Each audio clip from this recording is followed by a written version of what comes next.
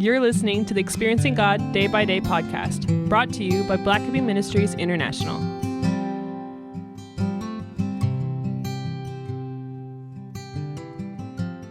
November 17, the day of the Lord. 1 Thessalonians 5, verse 2. For you yourselves know very well that the day of the Lord will come, just like a thief in the night. In the Scriptures, the exhortation to prepare for the day of the Lord is usually given to God's people rather than to unbelievers. Christians must be prepared for Christ's return so that they can properly respond to Him. The most important thing about the day of the Lord is clear. It comes unexpectedly. In Scripture, there are several references to the day of the Lord. Often this refers to Jesus' first coming or His second coming, but it can also refer to any time God comes to His people, either in salvation or judgment. Isaiah 13, verse 6, Joel 2, verse 11, Malachi 3, verse 2. Amos had predicted that the day of the Lord would be far different from what the people expected.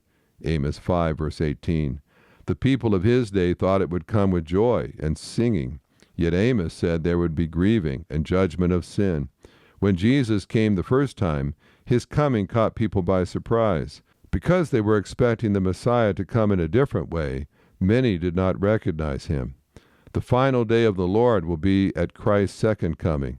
Meanwhile, there will be times when God will come to you, your family, and friends. You need to be watching for the signs of God's convicting work in your children, your friends, and your co-workers. You must take notice when God begins to do a special work in the lives of the people in your church.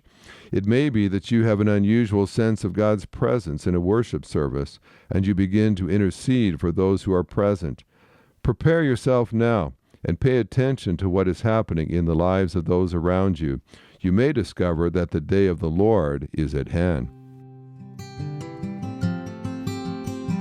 This podcast is based on the book Experiencing God Day by Day by Henry and Richard Blackaby, published by B&H Publishing Group, music by Mark Brown.